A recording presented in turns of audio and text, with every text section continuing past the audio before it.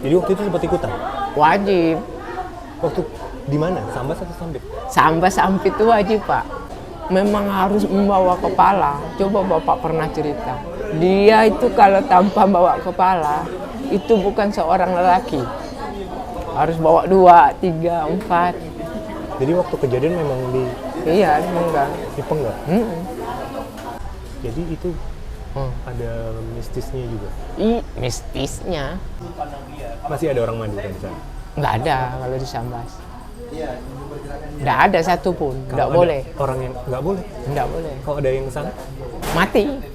Dari pertama ketakutan perang tadi, dapatlah hidayah seorang mu'alaf. Kok bisa? Assalamualaikum, Bang. Waalaikumsalam warahmatullahi wabarakatuh. Apa kabar? Baik ini, Bang. Bang, boleh diperkenalkan dulu Bang namanya siapa, dan dengar-dengar Abang juga menjadi saksi hidup Iya, saat kejadian di Sambas, Sampit. Kenalan dulu siapa Bang namanya? Saya namanya Subandi. Nah, alias Andi lah, Andi. Bang Andi. Kalau Bang Andi dulu orang gelarnya. Memang asli sana? Iya, Sambas. Dulu waktu itu gimana Bang cerita? Cerita yang pengalaman di Sambas ada. Pengalaman tidak mengenakan seperti ini? Oh, enggak mengenakan sekali. Waktu itu saya itu hobi touring, Bang. Sama tim-tim daya. Touring itu pakai motor. Touring motor? Touring motor itu, Bang. Tahun berapa ya? Tahun 97 sampai 99 saya touring itu. Hobinya. Jadi pas itu nggak tahu kejadian Sambas itu apa itu, ibaratnya kita nggak tahu kan. Ayo kita touring ke Sambas. Dari tempat saya ke Sambas tuh 2 jam, Bang. Namanya Pontianak kan. Pergi ke Sambas dulu 2 jam. Jadi sampai ke Sambas sana, kita kan anak touring, nggak tahu apa-apa kan. Berapa orang waktu itu? Kira-kira 58 motor. Touringnya itu pakai motor King dulu. Era King ya? Dulu King itu udah mantap lah. Kata orangnya sekarang itu kayak ninja. Persatuan Dayak lah, Persatuan Dayak Kalimantan. 99 umur berapa? Saya itu umur 20-an. Pas 20-an. Kemudian kami ini nama nggak tahu kan. Orang perang apa nggak tahu. Kami berangkat lah. Nggak tahu dalam perjalanan itu, Bang, kok ada truk gitu kan. Ada apa, Bang? Truk, oke. Truk kok ada manusia gitu kan. Bawa apa, celurit. Bawa pokoknya celurit lah, benda-benda, minta maaf lah ibaratnya orang Madura lah ya. Etnis Madura itu bawa celurit, bawa apa. Kan sebelum Pontianak itu namanya Siantan, Bang. Itu tuh wilayah memang Madura. Jadi kami ini sebagai pasukan mu'alaf lah kan. Saya bawa tim pasukan mu'alaf. Ya begini, ibaratnya takut-takut juga, Bang. Yang kita bawa ini tim Dayak kan. Sedangkan ini masuk wilayah ya etnis Madura tadi. Tapi udah tahu waktu itu ada eskalasi perang seperti itu? Enggak tahu. Masih belum meledak benar. Oke, kemudian? Ya langsunglah pergi Sambas ini. Waktu itu, Bang, yang anehnya, Bang, Lebaran, tahu ya Bang, Lebaran? Jadi hari Lebaran? Hari Lebaran pertama. Malah touring? Iya, touring kami nih, ibaratnya silaturahmi sama Keraton Sambas, sama touring ini. Tapi memang sudah tujuannya Sambas? Tujuan memang Sambas, Bang. Ada kenalan? Iya, karena kami itu udah, waktu itu tuh kami itu pernah kerja di Malaysia, di Sibu itu kawannya orang Sambas semua, ceweknya orang Sambas. Jadi silaturahmi. Lebaran, kami kan baca orang Dayak kan, bo, kita ini bahasa Dayak kan, bo, apa nih? Nggak mungkin lah berperang orang Madura sama Melayu, itu kan maksudnya, Pak. Kan gitu kan, maksud yang saya bawa ini tim-tim mu'alaf lah kan, Bang, tim-tim mu'alaf. Dalam hati saya ini memang iya, bro, saya karena nggak mungkin lah, bro, ibaratnya orang Lebaran perang. perang. Jadi kami, lihat itu di terak, di apa itu banyak apa. Itu udah sampai? Udah sampai? Lihat? Belum, perbatasan. 1 kilo lagi nih. Kemudian? 1 kilo berarti 60 kiloan. Antara namanya itu Semudun, Sungai Duri namanya. 1 kilo lagi sampai? Tapi udah nenek bulu ini. Maksudnya nenek bulu takut ditanya. Yang satu nanya, kau orang apa kan? Kami tidak tahu bahasa Madura. Tapi udah tahu ini? Mereka mau perang udah tahu? Udah tahu. Dia memang mau buat sampang yang kedua, baru dia lari mau buat sampang kedua. Kemudian nggak memutuskan untuk pulang? Abang nggak memutuskan untuk putar balik? Nggak mau. Kami itu nggak mungkin orang perang, kata kami ya. Kami kan priasat kayak gitu. Orang lebaran, bro, nggak mungkin lah perang, bro, kan gitu kan. Akhirnya menurut terus ke sana? Terus dari sana ada namanya wilayah tentara itu bang, tentara 643 Singkawang nama. Tahu Singkawang kan kota Amoy? Itu belum sampai Sambas itu. Sampai Singkawang kami udah begini dah. Kok karena apa kan yang saya bawa ini bukannya yang perang kan Madura sama Melayu. Yang saya bawa kan mualaf. Jadi orang Dayak semua. Jadi kan perbedaan. Kamu mau bunuh ini orang mualaf kan gitu. Ini bukan orang Melayu. Kan misalnya gitu kan. Jadi kami terus ya masih aman bang. Aman waktu itu. Sampailah perbatasan namanya. Berarti nggak dicegat sama? Belum. Belum. Terus kemudian? Karena Sakura. Ya kami nama udah Singkawang. Kota Amoy tadi itu Sakura. Itu perbatasan Sambas. Kemudian? Nah kata kami kok Melayu sama Madura nih kok berbantai itu bang, kayak teriak. Kita aja orang Dayak ndak mungkin apa teriak itu bang. Itu lebaran yang pertama kedua itu bang. Lebaran kedua kami ndak bisa pulang lah. Tinggal kami sebagai orang-orang mualaf tinggal lihat, tahu abang lihat tinggal mandang aja. Kadang-kadang luka lah ini. Melayu itu mati lah, Melayu nggak bisa melawan dulu itu bang, masih kalah lawan Madura karena pasukan itu Melayu itu masih belum kompak. Jadi setelah tiba di lokasi Sambas, Sambas, kemudian mulai Lebaran pertama itu. Apa yang abang lihat waktu? Ya yang kami lakukan terpaksa ibaratnya ngumpet bang. Ngumpet di mana waktu? Waktu itu ngumpet nama pantai itu ya abang. Ya di samping-samping pantai itu. Terus yang abang tuju itu nggak ke sana? Belum sampai.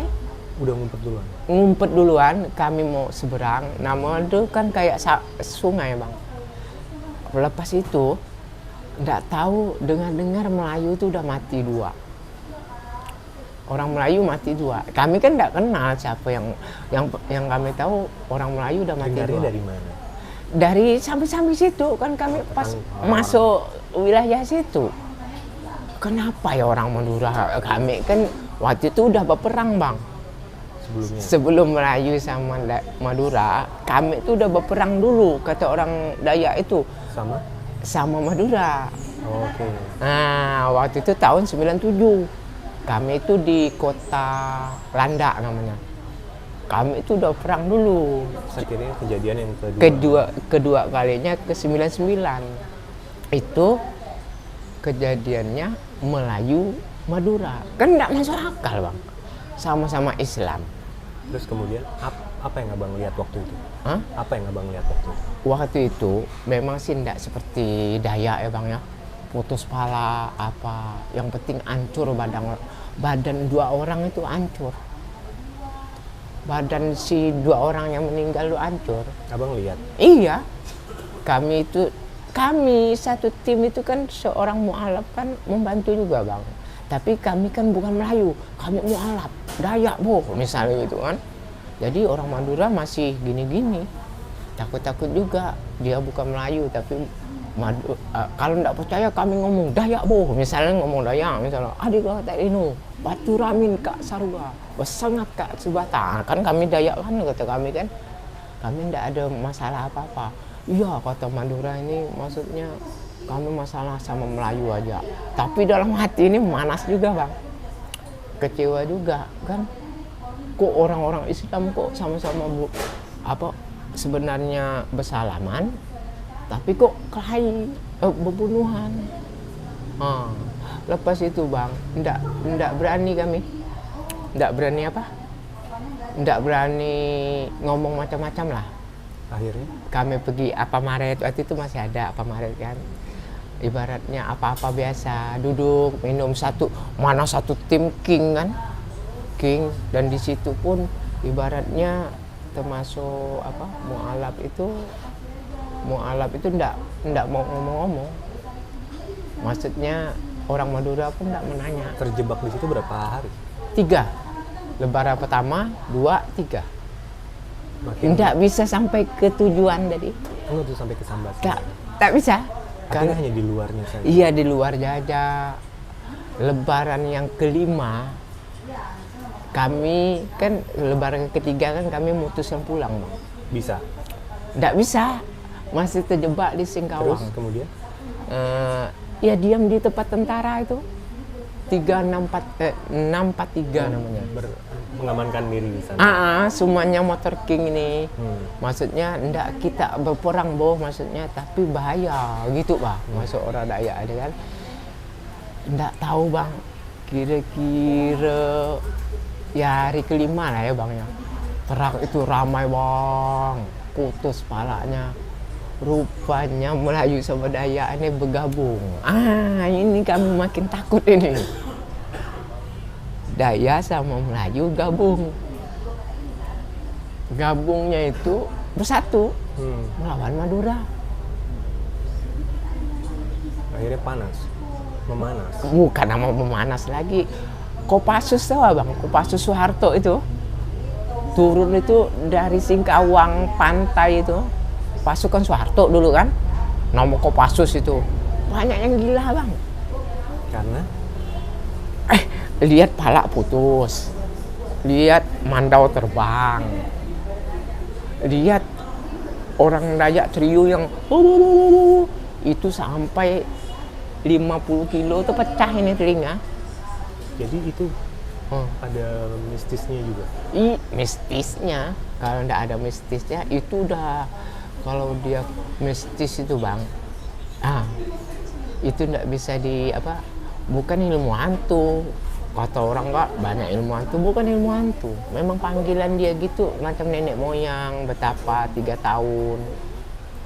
Ibaratnya kalau itu ibaratnya panglima burung. Itu sebenarnya bukan panglima burung itu bang. Itu orangnya udah lama. Cuman itu seperti burung gang.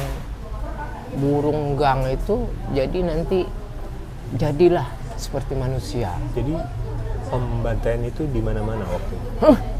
Di mana-mana. Di tempat kami itu namanya 642 kan, yang kami ngumpet. Kelima harinya itu. Terak itu bisa lewat. Truk yang bawa Madura ini. Tapi hilang semua kepala. Ya, jadi mereka berangkat hidup dari Sambas kan melewati Singkawang itu 1 jam. Untuk pergi ke Pontianak, ngungsi ini bang, untuk naik kapal ke Surabaya. Itu baru gak sampai ke Singkawang, udah banyak putus kepala. Jadi truk itu mengangkut korban? Truk itu mengangkut korban? Iya, ngangkut korban, ngangkut pengungsi, tapi tidak sampai. Maksudnya pengungsi itu tidak sampai. Abang ngeliat sendiri? Iya, mau kami anak touring. Apa rasanya waktu itu? Apa yang ditanya waktu itu? Apa yang dipikirkan Sampai abang? saya itu stres bang. Sampai saya sekarang itu dia mau ke Jakarta aja. Bayangkan. Saya diam ke Landa, perang. Saya diam ke Sambas, perang. Saya pergi lagi ke Sampit, perang. Jadi kayak stres saya ini bang. Jadi abang mengalami beberapa kali Perang, 3 kali. 3 kali. Yang paling parah yang mana? Yang parah Sampit bang. Sampit juga saksi mata. Sampit itu saya itu baru-barusan mengajarkan sama Pak Gubernur. Tahun berapa itu? Tahun ibaratnya untuk Bapak. Setelah Sambas. Ya setelah Sambas itu 2001 itu pecah lagi ke Sambas. Perangnya Antar etnis juga. Dayak sama Madura. Jadi belum berhenti. Belum berhenti. Jadi kayak bersambung itu seri. Abang waktu itu tinggal di sana? Dari Sambas. Mau ngungsi lah karena keluarga ini Pak Gubernur tadi Pak Gubernur Kateng kan gubernur keluarga kita. Jadi kata Pak Gubernur, Pak Sugianto kan, datang ajak sini. Kamu kan udah saya umroh kan, kamu kan Timur Alap. Datang ajak ke Sampit. Waktu itu damai aja bang. Damai Sampit itu kan. Enggak tahu. Perang lagi. Tapi sebelum pas Sambas itu gimana ceritanya? Setelah keluarnya itu gimana? Abang pernah mendapatkan ini juga? Menyaksikan perangnya dulu juga di Sambas itu? Yang Sambas, yang menyaksikan benar. Tapi kalau Sampit itu cuman orang udah belum lah. Sampit tuh ibaratnya udah mati, baru kita lewat. Maksudnya palanya yang dekat kuburan, kata orang kuburan tragedi Sampit itu kan. Di situ tuh banyak kepala. Dijajet. Tapi itu enggak perang. Kalau di Sambas itu kita lihat betul-betul pakai parang, pakai pengejaran tombak, pakai bakaran. Itu di Sambas. Abang posisinya lagi ngapain? Ngumpet waktu itu? Iya, kami anak touring itu ngumpet cuma. Tapi bisa menyaksikan dari dalam markas. Markas 642 itu. Dan tidak dipisahkan, Pak? Dan tidak dipisahkan? Enggak. Kalau mau alap sini. Kalau aparat waktu itu tidak memisahkan? Udah saya bilang abang, aparat itu bang, tahu ya aparat itu? Aparat itu kalau melawan orang masih nyaman. Ini melawan pisau terbang. Siapa yang mau ditangkap? Tombak terbang, panah terbang. Terbang semua? Jadi pasukan tentara itu tinggal kalau bom meledak, kata Kopassus itu bang, bukan tentara yang kecek-kecek, tau ya bang. Kopassus dari Jakarta itu terjun apa?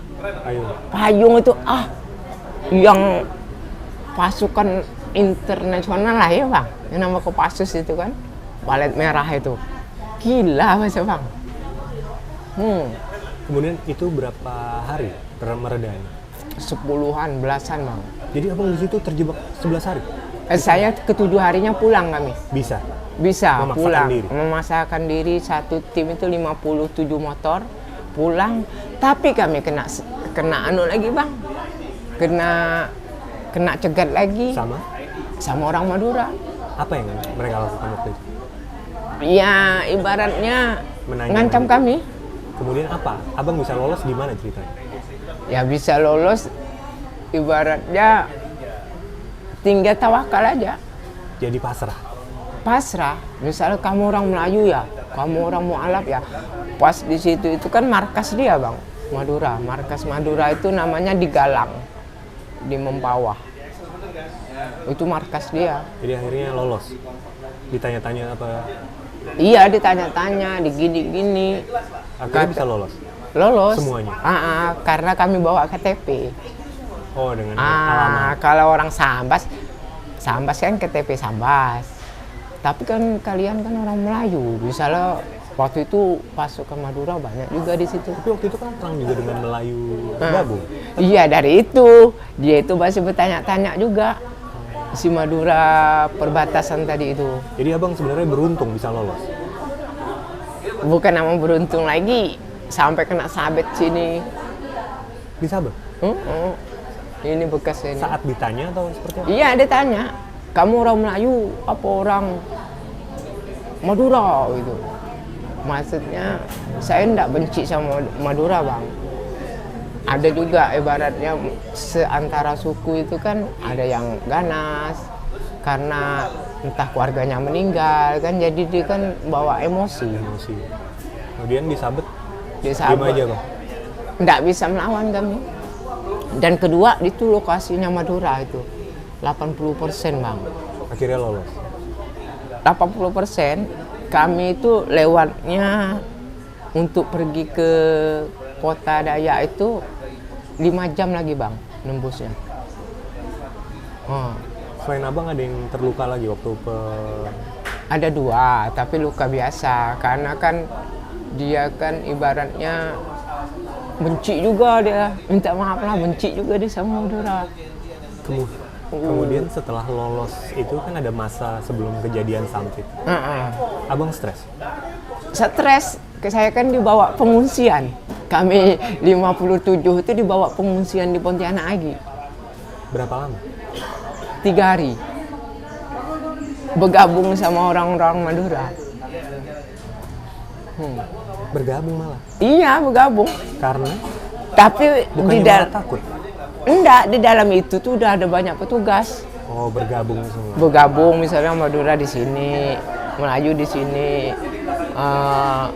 Dayak di sini gitu bang. Oke. Namanya seperti lapangan bola itu bang. Disekat-sekat gitu. Terus baru setelah 3 hari pulang? Iya, pulang pun stres bang. Mandang apa itu 3 bulan itu. Stres itu. Dan kemudian mengalami kejadian trauma Sampit lagi? Iya, disuruh pindah. Pamanmu kan gubernur di Sampit. Pindahlah ke Sampit lagi. Kira-kira ibaratnya setengah bulan meledak lagi Sampit. Itu buat stres lagi saya. Akhirnya bukan nama stres lagi saya bang. Apa yang dialami waktu abang di Sampit? Abang lagi ngapain? Saya ngajar ngaji karena kan saya kan mualaf. Tapi saya hobinya ngajar orang ngaji, orang-orang Dayak gitu. Pas kejadian Sampit itu bagaimana? Lebih parah dari Sambas? Iya, lebih parah bang. Sambas kan kemarin waktu itu di Sabet. Apa mengalami yang lain juga? Iya, ditembak juga. Jadi udah disabet ditembak. Kenapa ya? Ibaratnya senapang angin tau bang. Senapang yang kata orang Pontianak itu tupai. Tupai tau ya? Senapang angin. Tapi kan itu kan dianjurkan juga. Tidak dilarang kan. Tapi waktu itu gimana ceritanya? Waktu pencegatan itu? Iya, penyegatan. Kamu orang Melayu ya? Iya, kata saya orang Melayu kan gitu. Langsung tembus sini, masuk rumah sakit. Ibaratnya kata orang Jakarta apa itu, dikorek itu apa? Kena kepala? Dicongkel. Iya, di sini nih, ini tembus sedikit. Masih ingat? Masih ingat. Pelakunya masih ingat? Masih ingat. Malahan kemarin pergi tempat dia. Hah? Iya, pergi tempat dia. Kenal? Kenal. Malahan dia minta maaf, dikasih uang. Iya, tetangga sebelah gitulah. Tetangga sebelah rumah yang melakukan? Melakukannya. Dia kan ibaratnya kami ini orang Melayu gitu. Nah, dia orang kan ibaratnya dia orang apa? Orang Madura. Jadi satu kampung itu ada berapa, ibaratnya ada berapa Melayu, berapa? Melayunya 8 kakak itu. Kalau orang Maduranya ada 300 kakak. Jadi mayoritas malah? Mayoritas. Jadi kami itu termasuk tidak bisa berani melawan benar. Ibaratnya tinggal memandang aja. Berarti itu bukan di Sambas kan? Di perbatasan? Perbatasan. Oke, kemudian yang Sampit gimana lagi kejadiannya? Sampit itu yang kejadian yang buat stres saya itu ya tadi itu. Di pelabuhan itu. Di pengungsian? Pelabuhan Sampit. Apa kejadian? Orang mau pulang ke Surabaya. Di dalam itu kan ada banyak pengungsi. Bawa truk kan mau ke Surabaya ini. Nunggu kapal. Nggak tahu hilang semua kepalanya. Apa nggak stres kita pak? Hilang kepalanya. Misalnya dalam truk itu 100 orang. Hidup awalnya. Langsung hilang. Siapa nggak stres? Saya kalau orang nggak stres mantap. Abang menyaksikan itu? Iya, saya stres itu 1 bulan. Padahal Bapak gubernurnya di sana itu kan keluarga saya gitu, Pak. Hilang gimana, Bang? Hah? Orang nebas. Pokoknya nggak tahu itu hilangnya bagaimana, yang penting dia ritual. Hebatnya dia tuh. Sampai tentara itu jangan masuk gitu Pak. Dapat berapa? Mungkin waktu itu yang saya lihat itu 11 atau 12. Kemudian langsung ke Bang. Iya. Aduh. Setelah itu ratusan Pak. Anak kecil putus. Putus. Saya itu bukan kerja di KUA waktu itu, tapi ngajar ngaji doang. Tapi berapa hari waktu itu kejadian ini? Itu ada satu bulan. Jadi abang mengalami kondisi dalam keadaan teror seperti itu sebulan? Sebulan itu. Tapi saya tidak mandang benar dia perang, kurang. Seperti di Sambas tadi kan. Nggak ingin keluar dari situ Bang? Nggak bisa. Udah kayak di blok-blok. Jadi untuk makan segala macam bertahan sehari-hari seperti apa waktu itu? Waktu itu ya beli ubi aja, Masih ada yang beras jualan? nggak ada. Masih ada yang jualan? Nggak ada jualan, cabut di kebun sendiri. Pokoknya jangan pernah kejadian seperti itulah. Jadi pasar itu kan orang Cina semua Bang. Jadi itu tutup semua. Mau beli mie nggak bisa, mau beli beras nggak bisa, mau beli cabai pun nggak bisa. Beli cabai doang nggak bisa kata orang Jakarta. Sampailah saya pergi ke Jakarta ini udah hampir 15 tahun kan. Saya Akhirnya setelah kejadian itu memutuskan untuk pergi? hijrah. Hijrah ke Jakarta? Jadi macam belajar lah. Belajar bahasa ya kehidupan sekeras-keras di Jakarta masih enak dibandingkan kalau orang kelahi misalnya Bang. Tapi kondisi sekarang di sana masih seperti apa pasca kejadian itu? Kalau apa masih ada misalnya orang dendam? Masih Kalau di Sambas itu masih dendam. masih ada orang Madura di sana? Nggak ada kalau di Sambas. Nggak ada satupun. Nggak Kalau ada boleh. orang yang nggak boleh? Nggak boleh. Kalau ada yang sana Mati. Sampai sekarang. masuk bisa keluar mati? Iya. Masuk bisa, keluar mati.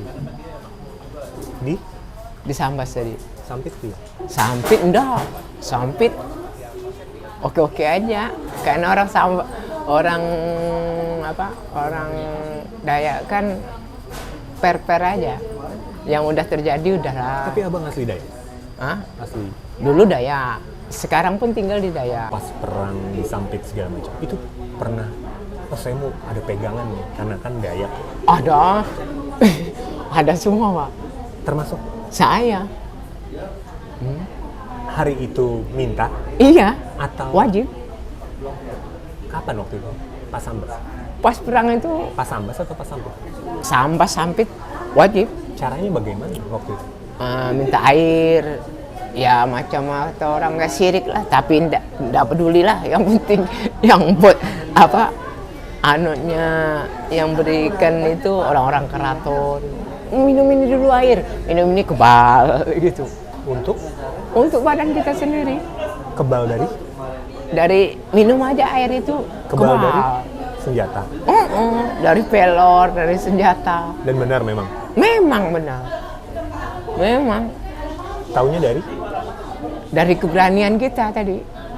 Bertambah. Kepercayaan Mbak.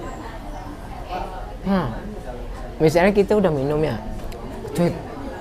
yakin dah aku nih kebal gitu, keyakinan hebat kan. Jadi memandang orang itu kayak kayak binatang aja. Setelah minum air itu? Iya. Berapa kali minum air? Kalau itu 2-3 kali harus. Setiap? Dia bilang orang keraton itu 2 jam habis minum lagi, jadi macam membekal. Sirik lah dah. Dan dibawa waktu? Iya, dibawa. Aduh. Waktu kapan? Waktu di Sambas atau Sampit? Sambas, Sampit itu lebih parah lagi Pak. Bawa juga perlindungan seperti itu? Itu pakai kayak buluh perindu, kayak jarum. Diapain? Disimpan di samping itu. Dapatnya Dari ya ketua adat. Ketua adat? Sampai digulung-gulung macam buat jimat hitam itu, tahu Pak? Mega. Kayak jimat hitam, kayak apalah gitu. Dari itulah saya. Waktu itu kan posisi sudah menjadi mualaf. Iya, tapi masih. Kalau diingat-ingat itu Iya, sirik tadi. menyesal tidak? Iya, Masya Allah. Iya Pak, jujur saya. Karena ketakutan. Ketakutan tadi. Mana yang dilawan itu bukan pedang sembarang pedang, bukan senapang barang senapang. Saya pedulilah sirik-sirak sorok, yang penting saya selamat waktu itu. Jadi pernah dalam posisi seperti itu? Iya, posisi itu. Berarti waktu dulu itu, waktu kejadian itu, yang sebagai perlindungan minum air. Minum air. Air kebal. Air kebal, iya. Tiap berapa jam? 3 jam saya itu. Jadi berapa botol, berapa liter waktu pegang? 3-4 ini dari studio kayak 3-4 liter? Botol yang kecil-kecil itu. Alamak, diingat kayak bodoh-bodoh Pak. Kalau masih ada fotonya. Kemarin banyak fotonya Pak. Cuman udah hilang. pokok kalau orang tahu ceritanya pasti iya saya pernah mengalami pasti. Tapi kalau orang tidak pernah mengalami kan bohong itu. Tapi kalau macam orang sambas, orang sampit, pasti kejadian seperti itu. Jadi air kemudian bulu perindu. Bulu perindu diaduk-aduk macam apa jarum lah. Tapi yakin gitu Pak. Tapi dibuktiin nggak? Dibuktikan. Kebal? Masuk sampai Bapak lihat itu kayak misalnya pisau digidik gini kan tidak putus, itu kan udah ada ritual itu Pak. Minum apa. Kalau tidak ritual, kalau mandau ditaruh ke paha gini-gini putus Pak. Tapi dulu itu yang waktu kejadian memang kepala memang digantung gimana? Iya, itu memang zaman dulu gitu Pak. Nama kuyang, namanya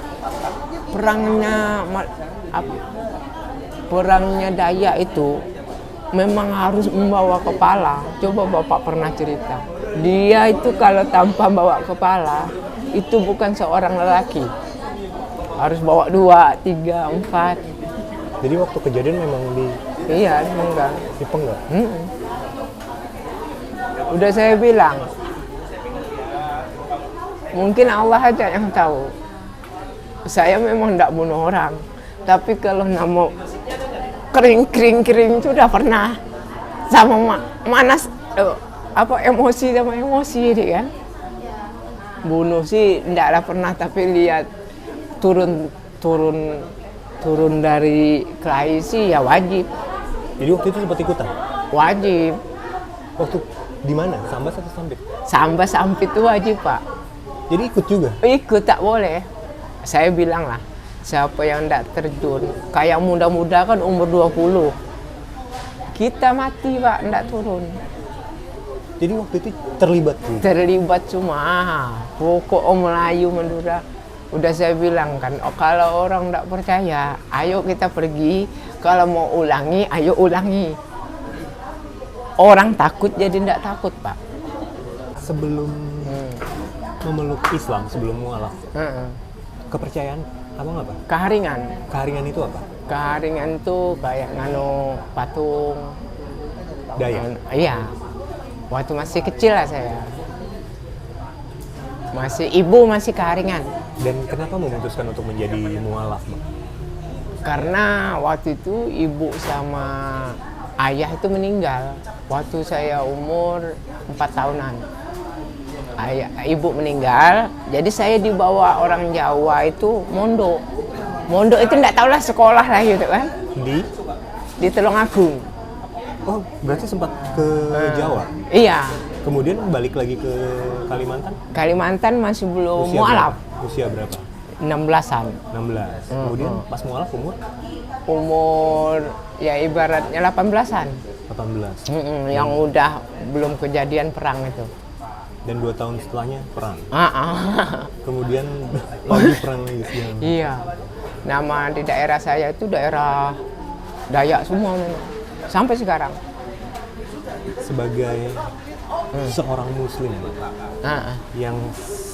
yang mengalami kejadian memang sangat tidak mengenakan ya, sangat Iya. tidak diinginkan oleh setiap orang menjadi saksi mata dan mengalami seperti itu. Apa yang abang rasakan dan bagaimana abang bisa kemudian coba bangkit dan mengikhlaskan itu, Bang? Ya saya itu udah seperti bukan karena istri gitu kan. Bahasa kan orang kadang-kadang karena istri jadi mualaf, karena cinta dia kan. Kalau saya karena ada cintanya seorang ibu aja. Ibu saya kan seperti Cina gitu, Bang. Ayah saya Melayu, Melayu Banjar. Bukan muslim gitu. Kalau ibu bukan. Ayah? Ayah Muslim, Banjar. Ceritanya itu. Jadi diam di tempat ayah. Jadi habis itu ibu itu mencoba masuk Islam, tapi tidak bisa-bisa. Jadi seperti lagu Manggu. Kenapa? Karena Lagu Manggu tadi. Bapak Islam, ibu Dayak. Lagu Manggu lah. Nggak payah satunya, karena ibu itu ngaji nggak pandai apa nggak bisa gitu kan. tapi niatan untuk menjadi mualaf ada. Ada ibu saya sholat lebaran doang gitu kan, kata orang Jakarta. Akhirnya saya itu apa bang, pesan ibu saya meninggal, ya kamu harus satu tujuan, yaitu tadi ngikut ayah. Dan akhirnya memutuskan untuk mualaf. Karena ayah tadi itu kan orang Sampit kan, tapi Melayunya.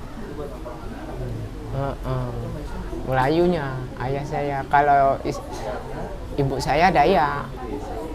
Dan kemudian setelah pasca kejadian itu hijrah ke Jakarta. Hijrah ke Jakarta, belajar alif ba, belajar ngaji, belajar apa, tapi belum mualaf. Saya yang mualafkan saya itu kiai dari Tulungagung. Tahun berapa? Kira-kira tahun ibaratnya 90-an, Mas. 96 itu. Dapat kiai dari Tulungagung. Mualafnya abang tahun berapa? 96. 96. Berarti yang di Sambas itu sudah Islam ya? Sudah mualaf ya? Iya, udah mualaf. Kalau yang perang itu kan kira-kira 2 tahunan. Itu yang saya jumpa kiai di Tulungagung. Nama pondoknya masih ingat-ingat, nama kiainya ingat. Kemudian apa yang menjadi dasar hijrah ke Jakarta? Saya mau pindah ke Jakarta.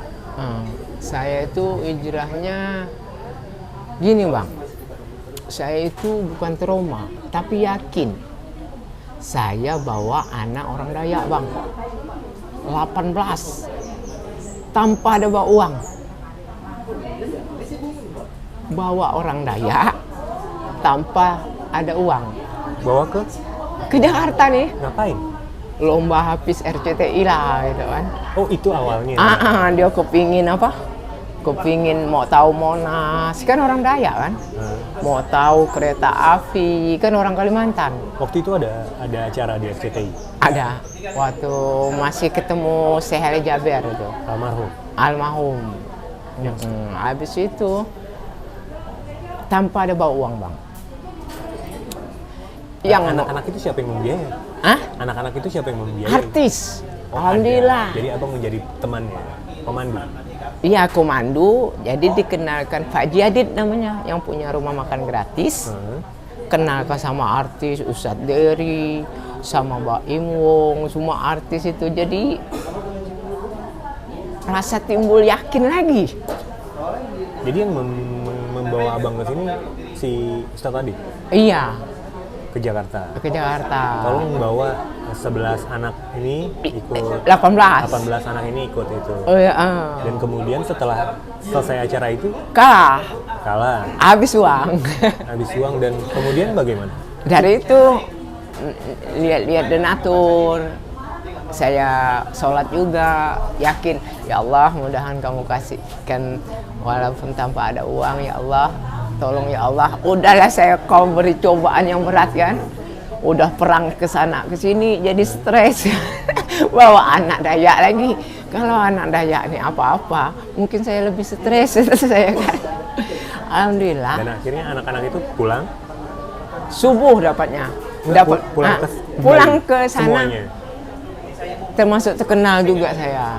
Oke, dan Maksudnya terkenal itu bisa menolongi orang Dayak tanpa ada uang. oke, jadi setelah acara itu kalah, anak-anak pulang, abang Pulang. tetap di sini.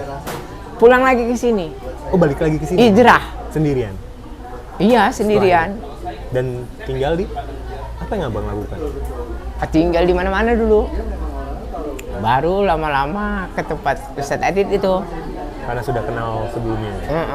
Tapi hijrahnya itu enaknya itu bang, kok saya ndak duga jadi duga gitu. Apa gimana contoh? Misalnya contoh, alhamdulillah sekarang saya umroh 4 kali. Kan ndak terduga itu bang, saya mana dapat uangnya. Kan haji 1 kali. Dari mana? Ceritanya gimana? Ya pertama sekali saya umroh sama gubernur yang perang Sampit tadi. Saya karena barang siapa yang ngajar ngaji di Sampit akan dinaikkan umroh. Oh saya pak, buktinya di mana kamu misalnya kan? Oh saya ngajar di Samuda. Nah. Oh ya. Kapan berangkat pertama? Pertama itu berangkatnya ya kira-kira Pasca kejadian itu? Hah? Pasca kejadian itu? Belum, kira-kira Sebelum udah kejadian? udah kejadian, kejadian. lewat 15 tahun Oh, kemudian. baru dipilih, ibaratnya 2017 gitu. Habis itu dipanggil lagi 2003 enggak salah saya. Berangkat atas biaya siapa? Gubernur lagi. 2 kali Pak Gubernur. Pak Gubernur nama Sabran, Pak Sugianto Sabran, yang istrinya yang Andika. Oke, kemudian? Susi ya. Kemudian ketiga? Dikasih uang. Enggak, yang kedua tadi itu udah dikasih umroh, dikasih uang 15 juta untuk jajan ke Mekah. Dan kedua, di Mekah itu 40 hari, bulan puasa lagi. Dan kedua, duduk-duduk di sana itu Pak, nggak tahu ada uang di ATM 2 juta, 3 juta. Rupanya kawannya Ustadz Adit,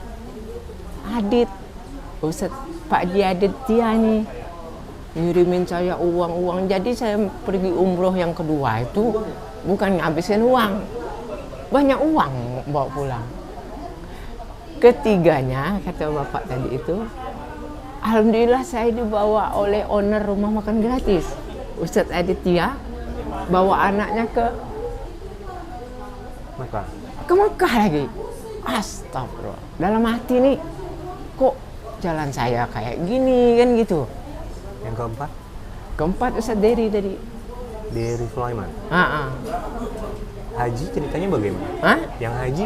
Haji itu karena si Ustadz Adit ini ibaratnya anaknya itu ndak mau, kan haji itu nama momoy itu yang melempar jumroh kan, di situ kan harus altaf apa itu, karena dia bawa anak artis ya kan, terpaksa kita ikut karena anaknya 1 tahun.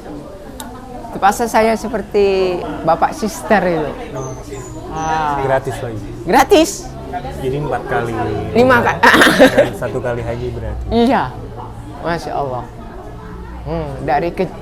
Dari pertama ketakutan perang tadi, dapatlah hidayah seorang mu'alaf, kok bisa dapat rezeki tinggal di Jakarta kan. Maksudnya rencana ini mau berangkat lagi, nabung uang. Saking tidak jemu-jemu lagi. Sekarang mau haji lagi? Mau haji lagi, kepingin. Lagi Nabung. Iya, sekarang jadi sibuk apa? bahasa bawa supir lah gitu. Bawa jemput anaknya, kan digaji juga kan. Jadi uangnya itu misalnya separuhnya saya kumpulin, 80% saya kumpulin, 20% saya jajan.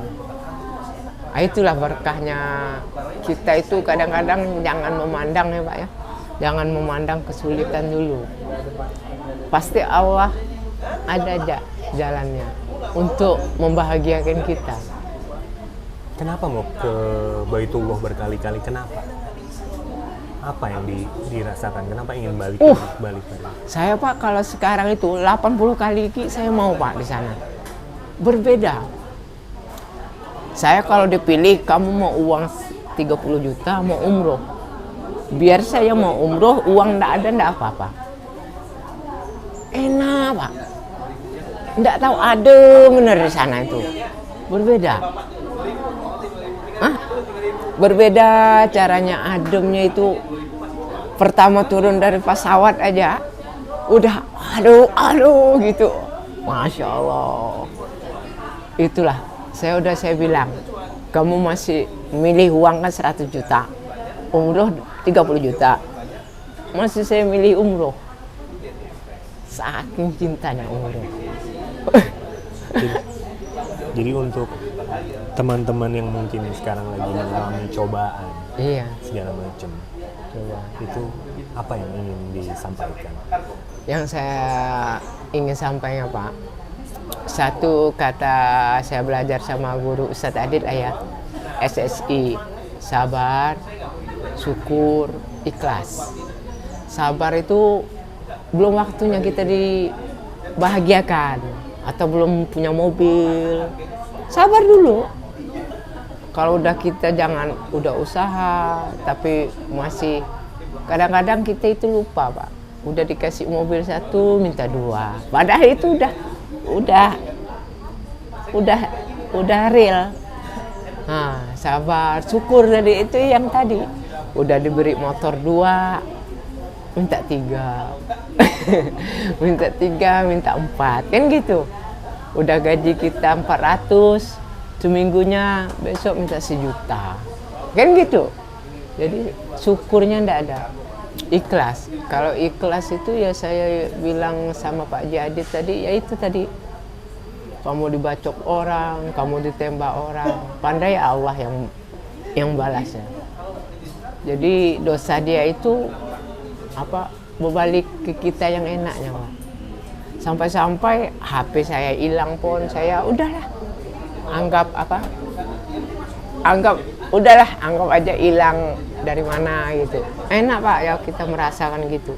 Tapi waktu mengalami kejadian 2 kali, itu 2 kali ya? Iya, 2 kali. Melihat dengan mata kepala sendiri pembantaian, kemudian mengalami sendiri kekerasan. Sempat nggak ada kebimbangan di dalam diri? Ya Allah, kenapa saya diberikan seperti ini? Iya, sebelum naik haji tadi, umroh tadi. Jadi sempat gamang? Sempat ibaratnya kayak murtad. Kenapa ya Allah seperti begini? Kayak murtad maksudnya gimana? Maksudnya gimana? Ada perasaan seperti apa waktu itu? Kecewa. Kecewa sama siapa? Iya sama Allah tadi. Sempat seperti itu? Iya, sempat. Lantas apa yang dilakukan waktu itu? Waktu itu ya mati-mati aja. Saya pun udah ditembak gini, saya mau perang juga gitu. Bunuh orang juga, pernah. Jadi enggak ada keimanan itu enggak ada. Sempat seperti itu? Oh iya. Kemudian walaupun saya seorang pengajar tadi. Bayangkan. Kemudian apa yang membatalkan untuk melakukan hal itu? Apa?